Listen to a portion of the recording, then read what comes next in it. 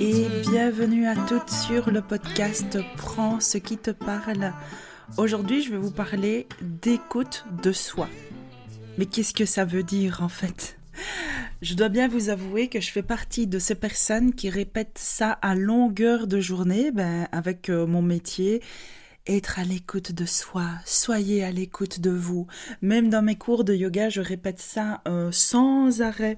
Je dis toujours à tout le monde que mes cours, c'est pas du stretching, que c'est des cours de retour à soi, d'écoute de soi. Et puis je me rends compte que j'ai jamais vraiment développé qu'est-ce que ça voulait dire. Et je me rends compte que pour beaucoup de personnes, c'est quelque chose de relativement flou en fait, et que ça peut même devenir comme une espèce d'injonction, genre soyez à l'écoute de vous. Alors qu'au compte final, on ne sait même pas vraiment ce que ça veut dire. C'est vrai, ça veut dire quoi être à l'écoute de soi ? Je m'écoute, je dois écouter quoi exactement ? Donc voilà un épisode où je vais enfin prendre le temps de bien décomposer ce sujet pour que vous ressortiez de cet épisode en comprenant exactement de quoi il s'agit et surtout que vous puissiez de mieux en mieux être à l'écoute de vous. Pourquoi ? Parce que être à l'écoute de soi, ça sert à quoi ? Ça sert déjà, c'est vraiment de la prévention sur soi, sur sa santé, parce qu'en fait, vous allez voir que notre corps, mais il n'y a pas que notre corps, on reçoit à l'intérieur de soi des tas et des tas de messages, en fait, et ça permet de prévenir au niveau de notre santé, que ce soit notre santé physique, mais aussi notre santé mentale. Ça permet de prévenir le burn-out, ça permet d'éviter de s'épuiser. Être à l'écoute de soi, ça permet aussi de sentir beaucoup plus clairement quand quelque chose n'est pas correct pour nous, quand quelque chose n'est plus bon pour nous, que ce soit une relation, que ce soit une situation. Être à l'écoute de soi, ça permet aussi de faire des choix qui sont alignés et qui nous permettent de vivre une vie qui nous ressemble, la vie qui est la nôtre, pas la vie que les autres attendent de nous ou un peu la vie qui est un peu la vie, vous savez, quand on rentre dans le moule et qu'on a la même vie que tout le monde. Non, être à l'écoute de soi, ça permet vraiment de développer cette vie-là, celle qui est faite pour nous et qui nous ressemble et qui nous rend heureuse et épanouie. Et enfin, être à l'écoute de soi, ça nous permet aussi un bien-être durable puisqu'il s'agit vraiment d'être connecté à notre boussole intérieure. Jusque-là, c'est certainement très beau sur le papier, mais je sais que ça reste encore un peu flou, peut-être, pour vous. Mais j'espère que ça vous donne envie parce que c'est vraiment tout ça que ça permet l'écoute de soi. Alors maintenant, concrètement, comment on est à l'écoute de soi ? J'ai vraiment pris le temps pour cet épisode de me poser et de développer. Et je me suis rendu compte que c'était pas si simple en fait comme exercice parce que j'avais bien une base à partager avec vous. Et en creusant, moi j'ai relevé 8 formes d'écoute de soi. Il y en a certainement beaucoup plus.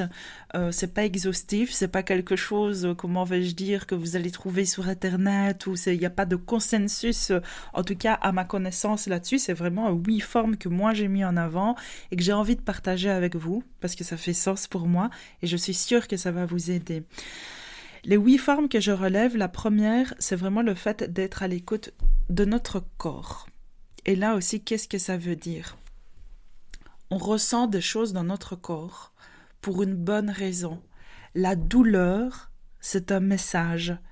Et j'aime vraiment bien prendre le temps de vous expliquer ceci dans ce podcast parce que j'ai vu et je vois encore tellement de personnes qui ne comprennent pas les signaux de leur corps. Donc ça, je le vois dans mon métier de kiné, je le vois aussi dans mon métier de professeur de yoga et développement personnel.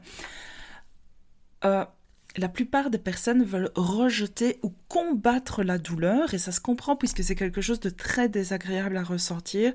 Mais en fait, la douleur, elle est là pour témoigner de quelque chose qui ne va pas à l'intérieur de nous, soit à cause d'une mauvaise habitude, soit à cause... il y a vraiment plein de raisons possibles et inimaginables, mais la douleur, c'est un message. Donc oui, il faut faire en sorte que cette douleur disparaisse, mais pas uniquement avec un antidouleur, en comprenant la cause et l'origine de cette douleur. Si ça vient d'un geste mécanique et répétitif, qu'on fait toujours le même à longueur de journée, vous pouvez mettre tous les antalgiques que vous voulez, toutes les compressions et faire toute la kiné du monde pour votre douleur.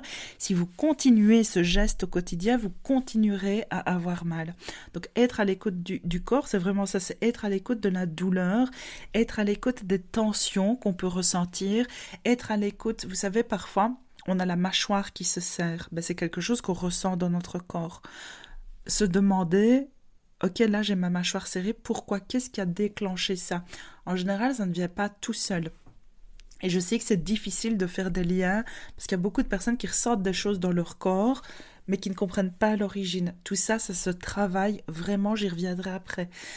Être à l'écoute du corps, c'est être à l'écoute de ce qu'on ressent dans le ventre aussi. Il se passe beaucoup de choses dans le ventre. On a souvent des sensations, on peut avoir des douleurs, on peut avoir des sensations qui ne sont pas forcément des douleurs, ça peut être des gênes, mais on peut aussi ressentir dans notre corps des choses joyeuses, comme si ça pétillait, comme si ça fourmillait, comme si c'était ouvert, comme si ça irradiait. Vous voyez, tout ça, c'est des choses qu'on ressent dans notre corps et qui nous envoient des messages super importants.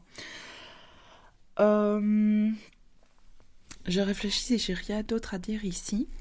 Donc aussi, dans les personnes que je rencontre, il y a aussi quelque chose qui est souvent revenu, c'est qu'il y a des personnes qui me disent « mais moi, je ressens rien dans mon corps ». Je crois que parfois, les personnes pensent qu'elles ne ressentent rien dans leur corps parce qu'elles ne savent pas quoi raconter, par exemple après une séance de yoga ou quelque chose comme ça.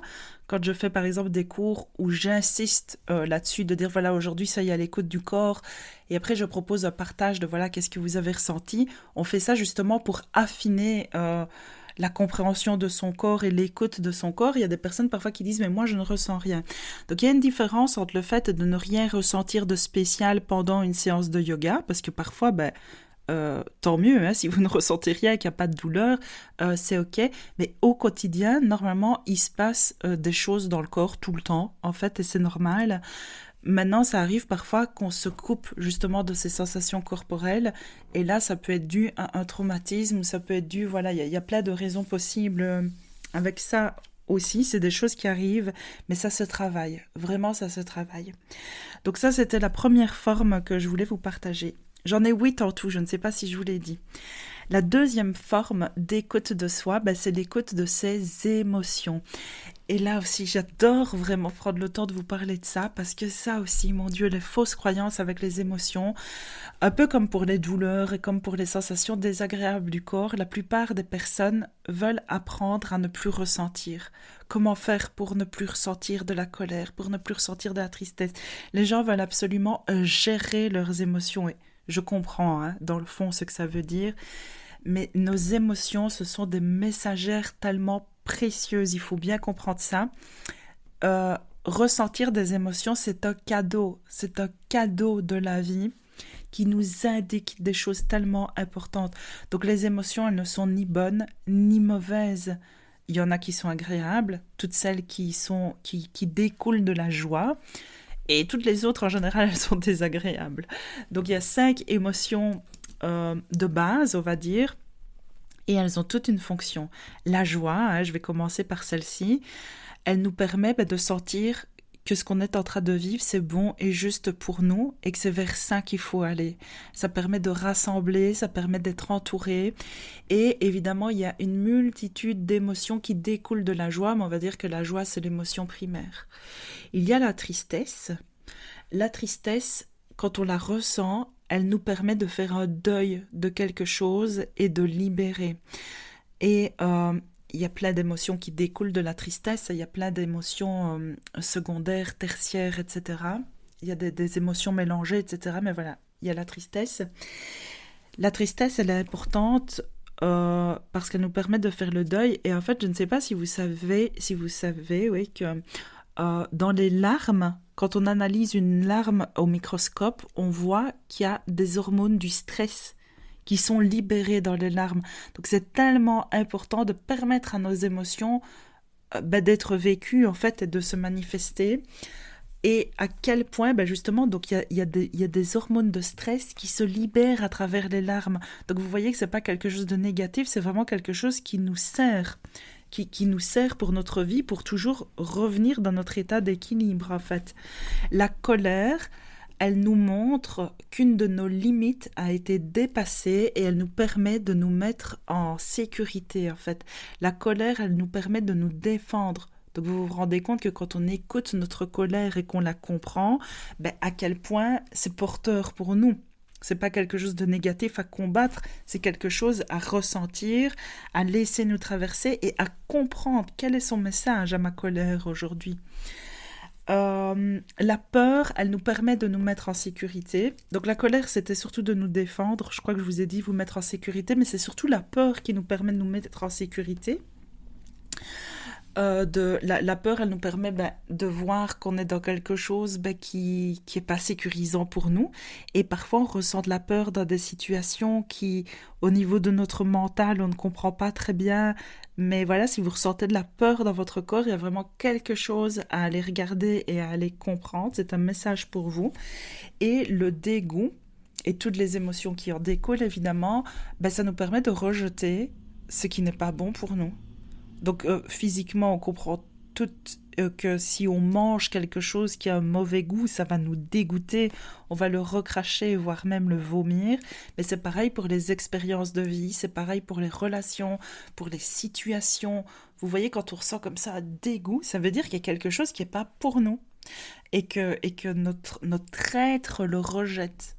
Donc c'est important de l'entendre et de pouvoir le comprendre parce que sinon, si on nie les émotions qu'on ressent et qu'on continue à avancer dans la même direction sans les prendre en compte ou que juste on les ressent mais qu'on n'en fait rien, c'est comme ça qu'on se déséquilibre et qu'on finit par se perdre ou qu'on tombe en burn-out ou qu'on reste dans des relations qui nous vident ou qu'on fait des choix de vie dans lesquels on est malheureux, vous voyez. Donc c'est à ça que ça sert d'être à l'écoute de soi. La troisième forme d'écoute de soi que je relève ici pour vous, c'est l'intuition. Alors l'intuition, c'est un peu cette petite voix à l'intérieur de nous qui nous fait sentir quand quelque chose est juste ou pas. C'est ce petit truc qui nous fait sentir ça je ne le sens pas en fait. Et l'intuition, c'est vraiment un mélange de ce qui se passe dans notre corps, de ce qui se passe dans nos émotions, de ce qui se passe dans nos pensées et surtout de beaucoup de choses qui se passent dans notre inconscient. Donc si c'est dans l'inconscient, comme son nom l'indique, ça veut dire que ce n'est pas accessible à notre conscience. Donc on ne sait pas toujours comprendre avec notre mental pourquoi on ressent ça. Mais notre inconscient, c'est quoi? C'est un peu tout ce qu'on a capté depuis toujours dans notre vie, à travers nos sens, à travers notre corps, à travers nos émotions, à travers notre vécu, etc. On a capté plein de choses, on sait plein de choses. Et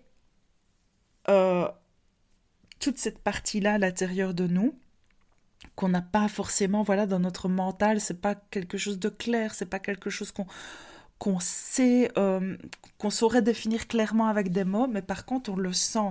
Et il y a quelque chose, on ne sait pas comment, on se dit, ça, je ne le sens pas. Il y a quelque chose qui me bloque. Même si en apparence tout a l'air good, il y a quelque chose qui me bloque. Ou à l'inverse, waouh, là vous sentez que c'est pour vous. Vous vous dites, ce truc-là, je ne sais pas pourquoi, mais il faut que je clique dessus, il faut que j'y aille, il faut que je dise oui. Il faut que j'aille là-bas. Vous voyez, c'est vraiment ça l'intuition.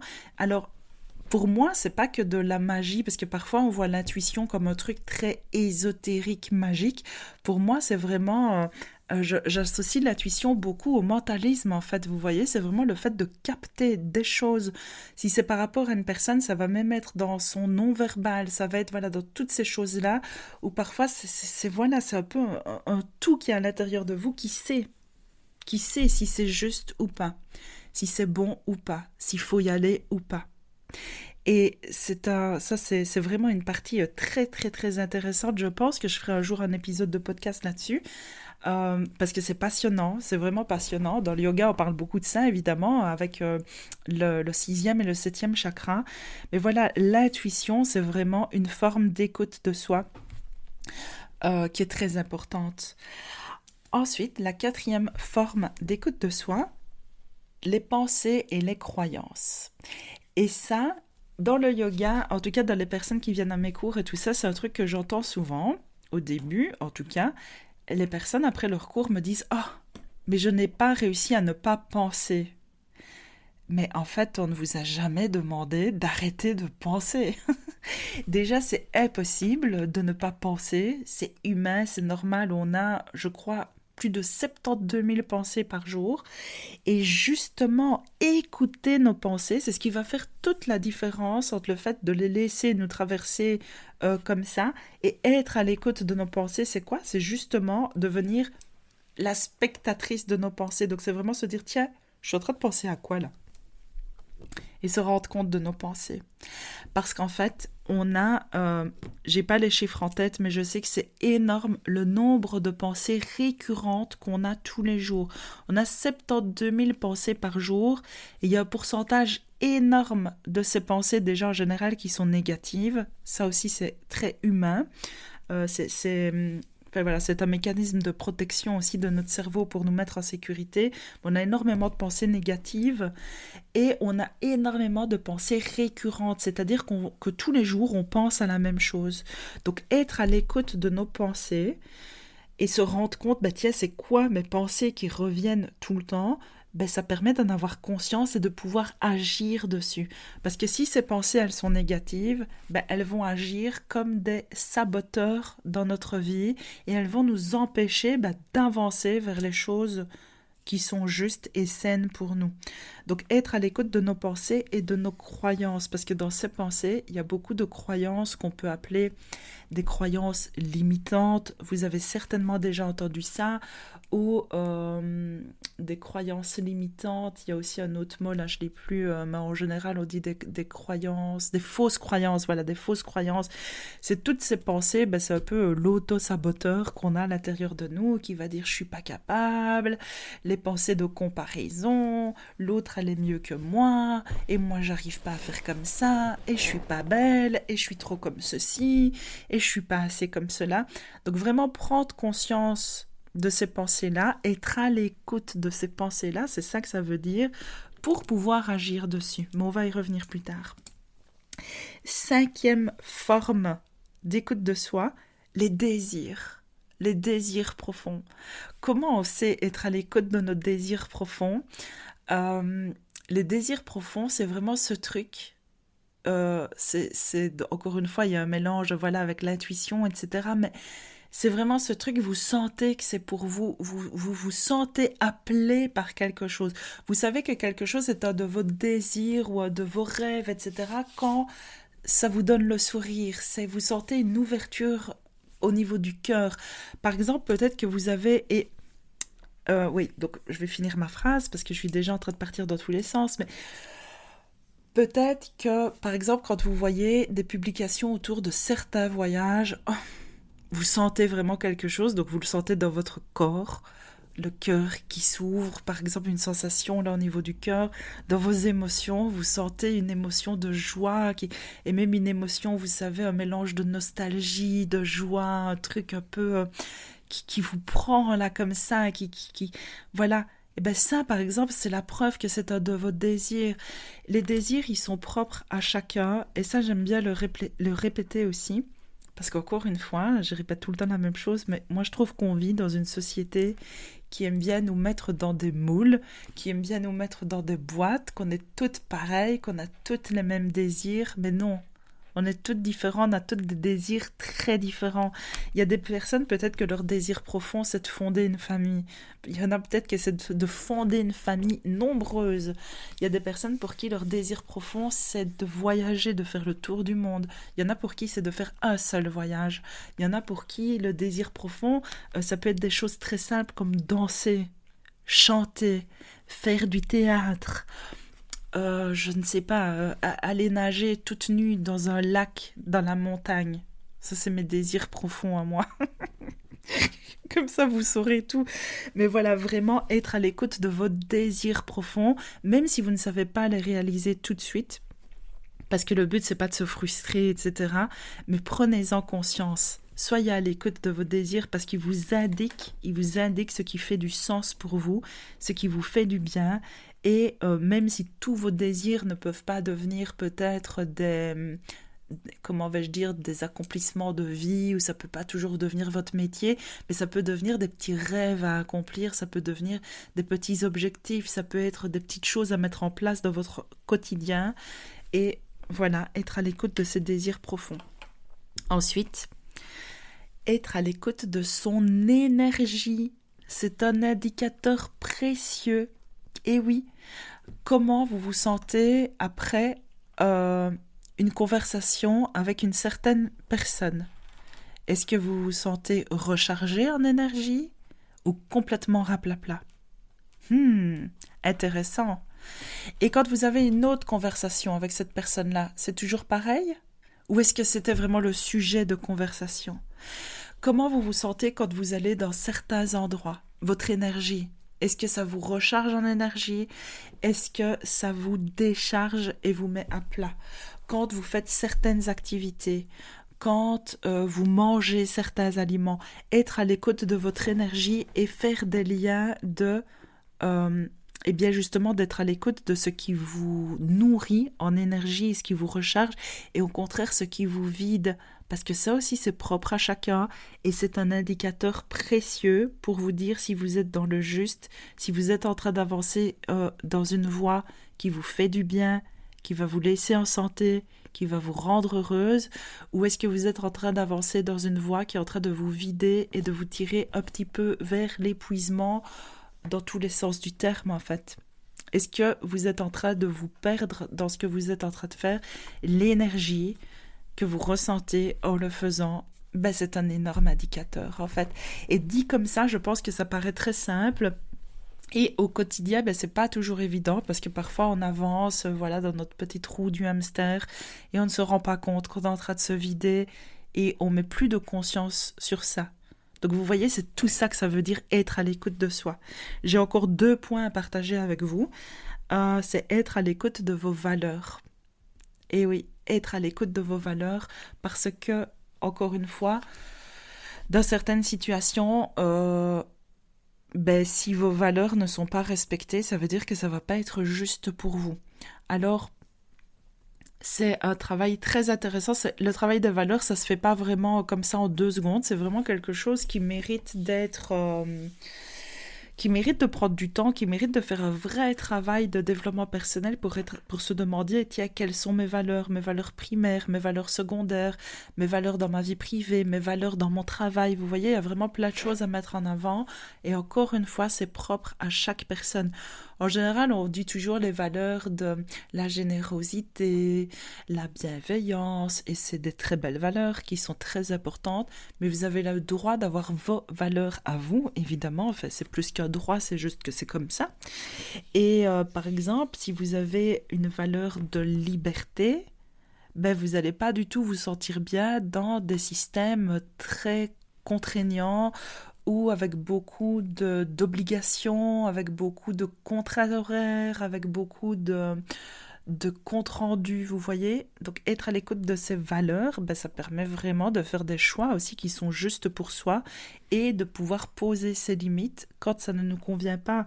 Si vous avez une valeur, je sais pas moi, d'intégrité, si vous avez une valeur de vérité qui est très forte chez vous, ça ne va pas vous convenir d'être dans un système ou dans des relations où on tourne autour du pot, où on ne dit pas toujours les choses, où c'est important, vous voyez, de cacher la vérité ou d'omettre la vérité parce qu'il y a certains systèmes où c'est comme ça que ça fonctionne.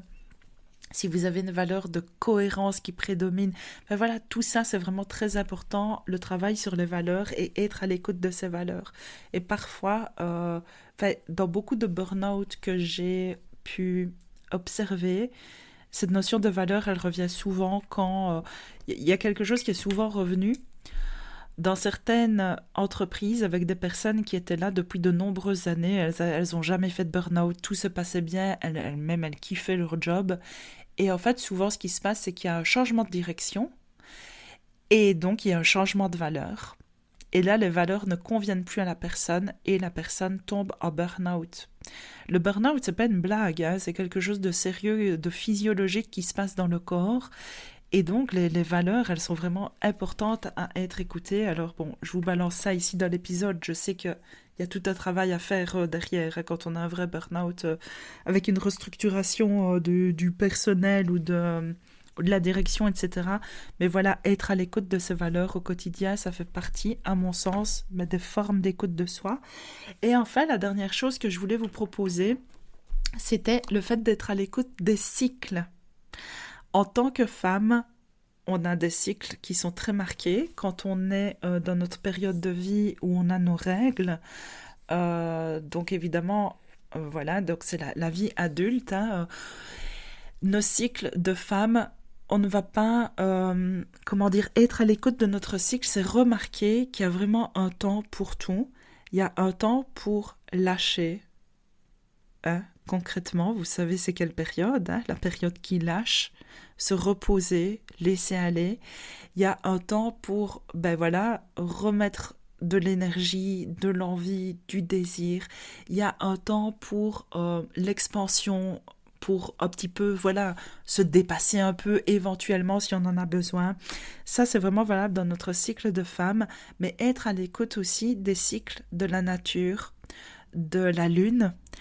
Je sais que ça devient complexe pour beaucoup de personnes, mais voilà, ça fait partie, à mon sens, de l'écoute de soi, être à l'écoute du fait qu'on est soumise en fait à ces rythmes-là naturels de la vie, le rythme des saisons, et en fait, il correspond exactement aux phases de notre cycle menstruel. Vous voyez, il y a l'hiver qui correspond à la période des règles. Ensuite, il y a le printemps, c'est quand la période juste après les règles.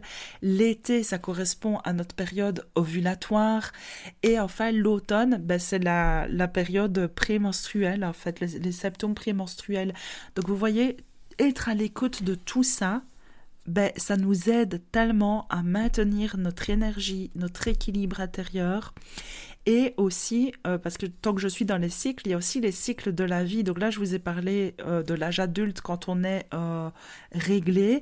Mais si vous êtes en préménopause, c'est aussi un des cycles qui vous dit quelque chose. Quand vous êtes en préménopause, il y a aussi beaucoup de personnes qui s'épuisent et qui ne se sentent pas bien dans leur peau et pas bien dans leur vie à la préménopause parce qu'elles n'acceptent pas cette période. Alors qu'en fait, votre cycle, il vous envoie un message, il vous dit voilà ma cocotte, on est ensemble depuis le début, ma chérie, pas ma cocotte, c'est un peu bizarre de dire ça, mais si votre cycle vous parlait, je crois qu'il vous dirait voilà ma chérie, on en est arrivé là, tout doucement on va se séparer, et oui, tout doucement tu vas aller vers la ménopause, vers cet âge de vie plus sage. Ça veut pas dire ennuyant, ça veut pas dire que tu vas plus rien faire, ça veut pas dire que t'es fini, ça veut juste dire que c'est une transition vers quelque chose d'autre à découvrir, à réajuster, à réorganiser. Et plus en fait on peut écouter, c'est ça, être à l'écoute de soi, plus on peut écouter ça, et plus on va bien. Voilà. Donc ça, c'était vraiment les 8 formes d'écoute de soi que je voulais vous proposer. Et maintenant, vous allez me dire, ok, j'y vois plus clair, je comprends mieux. Oui, c'est ça, être à l'écoute de soi, d'accord? Il y a le corps, les émotions, l'intuition, les pensées, les désirs, l'énergie, les valeurs, les cycles. Et j'en fais quoi? Et je fais quoi de tout ça maintenant, Amanda? Tout ce que j'ai écouté, merci, je l'ai bien écouté là. Ah oui, j'ai bien ressenti ma douleur, j'ai bien ressenti ma colère, ma tristesse. Oui, j'ai bien senti mon intuition, mais en fait, j'en fais quoi en fait de ça, concrètement? Donc, la première chose que je vous propose, je sais que ça va vous paraître très bateau, mais accueillir. Plutôt que de rejeter, refouler, ou vite mettre un pansement, aller voir un énergéticien pour qu'on m'enlève tout ça. Ben non, accueillir ce que vous ressentez, même si c'est désagréable. Après l'avoir accueilli, en fait, laissez l'information vous traverser. Ne la retenez pas, ne retenez pas votre souffle, ne vous contractez pas, vous voyez, laissez ça passer à travers vous. Et ensuite, bien comprenez le message. Donc moi, pour clarifier ce que je ressens, j'écris. Pour clarifier ce que je ressens, j'écris. J'écris ce que j'ai ressenti, où je l'ai ressenti, quelle intensité, quel adjectif, avec quoi je fais un lien. Vous voyez, écrire, ça va vraiment vous aider à clarifier et à comprendre ce que vous avez ressenti. Et c'est pour ça que dans mes cours de yoga, je propose toujours un temps de journaling à la fin des séances, parce que le temps de yoga, c'est un temps d'écoute de soi, littéralement. Et si c'est juste dans le corps ou dans la pensée, on oublie. Alors on le vit sur le moment présent. Ok, on s'est offert un temps d'écoute de soi, mais on en fait quoi? Donc c'est pour ça que je mets un temps de journaling à la fin de mes cours de yoga, parce que je veux que ce soit complet, concret, et que ça serve pour la vie de la personne. Je veux pas que ce soit juste un moment de bien-être sur le moment. Je veux que ça change la vie des gens et que ça les aide à se reconnecter profondément à eux pour être alignés. C'est pas juste des mots en l'air, c'est concret en fait. Donc, écrire pour clarifier. Ensuite, faites circuler dans le corps, parce que ces informations-là, sensorielles, émotionnelles, sensitives, etc., ben oui, ça peut venir comme des petits blocages, comme des petites tensions, etc. à l'intérieur du corps, parce qu'on a vu qu'il y avait quand même beaucoup de choses assez désagréables à ressentir, même si c'est juste et pertinent. Donc faire circuler tout ça dans le corps pour ne pas justement le garder, pour ne pas que ça se somatise. Il y a 1 million de façons de bouger. Déjà, rien que marcher, ça fait du bien. Faire du sport si vous aimez nager. Moi, je propose évidemment du yoga parce que je trouve que c'est très complet, que ça permet à la fois l'écoute de soi, mais que ça permet aussi de faire circuler, ça permet de respirer, ça permet d'apaiser le système nerveux et de rééquilibrer le système nerveux pour ne pas le laisser en sympathique, le faire repasser en parasympathique. Mais il n'y a pas que le yoga, évidemment, il y a aussi du tai chi, franchement, il y a plein de façons de bouger.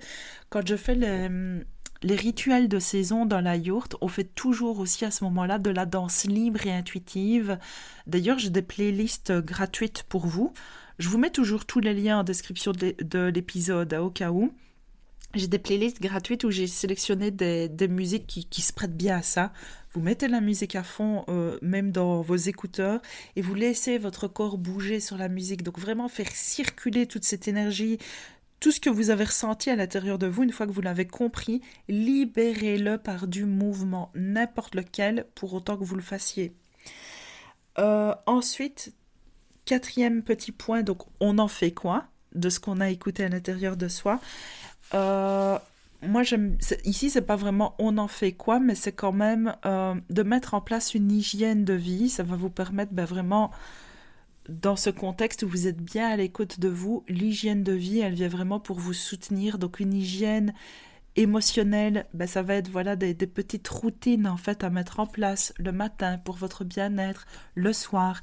L'hygiène de vie, c'est aussi de manger sainement, de bien vous hydrater. J'ai déjà fait beaucoup d'épisodes qui parlent de tout ça, mais être à l'écoute de soi, c'est pas juste ok, je ressens tout dans mon corps et puis entre guillemets, je fais de la merde pour ma santé. Vous voyez ce que je veux dire? C'est vraiment mettre une hygiène de vie qui est pas obligée d'être stricte, qui est pas obligée d'être rigoureuse, qui est pas obligée d'être barbante, mais simplement, ça fait partie d'un tout. C'est normal. Et donc vraiment commencer à s'aimer tellement qu'on prend soin de soi dans son hygiène de vie au quotidien aussi, vous voyez. Et ça veut pas dire qu'on arrête de manger des glaces, ça veut pas dire qu'on arrête de regarder des séries sur Netflix, mais ça veut dire qu'au quotidien, on fait de notre mieux pour mettre en place des choses qui nous nourrissent, qui nous font du bien, qui nous allègent, qui nous permettent d'être toujours à jour en fait avec nous-mêmes, avec nos émotions, avec notre énergie. Et enfin, on fait quoi de tout ça? Eh bien, le partage, ça peut vraiment aider. Quand vous avez été à l'écoute de vous, de ce que vous ressentez dans votre corps, dans vos émotions, votre intuition, vos pensées, tout ça, si vous ne savez pas quoi en faire et que vous avez besoin de libérer ou d'avancer, le fait de partager avec une personne qui sait faire preuve de véritable bienveillance, c'est-à-dire de non-jugement, une personne qui peut vous écouter en comprenant que vous êtes un individu à part entière et qui ne va pas projeter sur vous ses propres croyances et ses propres limitations, c'est pas facile à trouver, mais ça existe. Eh bien ça va vous aider aussi à être vraiment à l'écoute de vous, parce que le fait de parler, euh, ça permet aussi, voilà, de clarifier, encore une fois. C'est comme le fait d'écrire, ça permet de clarifier ce que vous pensez, mais le fait de parler, ça permet de l'ancrer dans le réel, dans le concret, avec un témoin. Mais je précise, avec des personnes vraiment capables d'une vraie bienveillance, c'est-à-dire la bienveillance qui fait preuve de non-jugement, de non-transfert et vraiment juste d'accueil et d'écoute.